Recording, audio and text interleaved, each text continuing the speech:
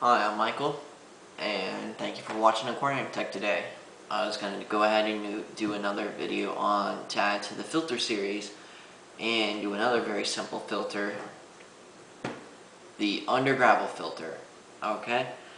The under gravel filter works very similar to a sponge filter, but of course there is no media, obviously, with this, and in fact, at work, I have some people that come in and ask they get one under gravel filter with their little kit, and they're like, "Where's the filter medium?" I'm like, "Doesn't happen." So right off the bat, I'm gonna tell you, this is the worst kind of filtration ever, ever, ever, ever. Okay, that you will commonly find in aquariums. It is hands down, no arguments. Okay, I mean, I will argue that to the death. It is okay. I mean, we've had bad experiences with it. I mean, my very first, or actually my stepdad's very first, was kind of a project, but 55-gallon tank had under gravel filters. Of course, this is, back in like the 90s and stuff, but came with an under gravel filter, and we couldn't keep a fish in there to save our lives. Alright, so, but anyways, I'll go ahead and show you how they work. But, basically, like I said, these work just like a sponge filter, or kind of does. And you can operate it two ways as well. One, you can operate it with a power head, and just like a sponge, you'll just attach the power head to the top like that. And what happens is, of course, a power head is a pump, and what happens is it sucks from this end, and of course, this thing kind of creates a vacuum, and you'll put your gravel over the top of it like this, and it'll suck, obviously, the water down, and of course it'll suck all the particles and materials down using the gravel as a filter medium.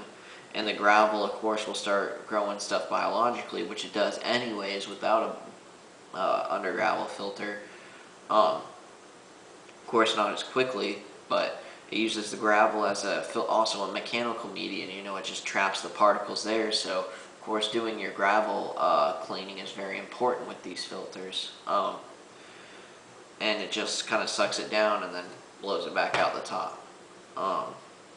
And of course, I know they make things for certain gravel filters you can put in there, as the water flows through it to, do some extra filtering and stuff, but it still doesn't work that great. And then, of course, there's the air version where you just take an air stone, hook up a line to it, and you just seat it in there, and it works the same way. You put gravel over it, and it makes bubbles, of course, and it creates a vacuum in there.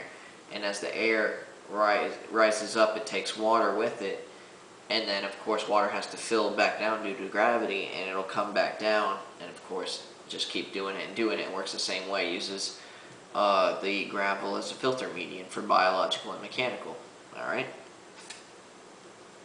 Just like a sponge filter doesn't have any kind of chemical filtration unless you put some special stuff in there. Alright? Now going back to the power head thing, this is where the AquaClear power head series comes in handy. If you do and you really want to stick with your under gravel filter, I suggest getting a power head for it. Usually works better. Of course, it's going to suck more water and whatnot. I mean, bacteria is going to grow in your gravel. Either way, it's not very porous, so you don't have to worry about slow-moving water for, nitrogenous bacteria. And what I was saying with the AquaClear ones is, especially the 50 and the 70 have reversible flow. So right before you go to clean it, you can reverse the flow, have it puff out some of the stuff on the top. Just do it for very quickly, and that way it'll make it a little bit easier to clean, because some of the stuff can get trapped in there, and especially from movement and whatnot. And of course they come in various different sizes and stuff. This is obviously a super small one. This is actually for like a 1-gallon tank, but it serves the purpose for showing an example for the video, which is basically what it needs to. And bigger ones are going to look just like this, except bigger, just more like a square usually, depending of course on what tank it's for. Maybe have more of these tubes coming out, or different kinds of tubes, but it's going to be the same thing either way.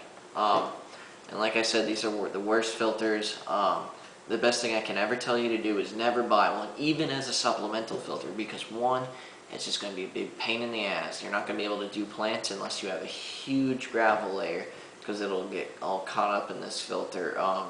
Whenever you have to do work at the bottom, big pain in the butt. You just don't want it there. There's just so many bad things I can say about this filter, this type of filtration. I just do not suggest it. I mean, it's pretty much as good as having no filtration. I mean, your gravel automatically is already going to grow bacteria in it. It's going to work as a bacterial medium and stuff that's going to fall to the bottom, and it's going to work the same way anyways. I mean, it's definitely better than no filter, but that's the only thing it is better than is no filter. Like I said, there's no filter. It's better than it. And I know a lot of people get it because it's cheap and it comes with cheap tanks and stuff. Get a sponge filter. Way more effective. Usually does a lot more for your tank, and it's going to be a lot easier to deal with for numerous reasons. Alright. I guess that about does it on the undergravel filter. Like I said, there's not much to it. I don't really care to get into it anyways. There's not really too much science and stuff behind this, obviously. It's, like I said, it's an outdated form, and it really shouldn't have even been invented. It's a pretty horrible form of filtration, alright? Alright then, I guess if you have any questions, go ahead and send me a message or email me, alright? Thanks for tuning in.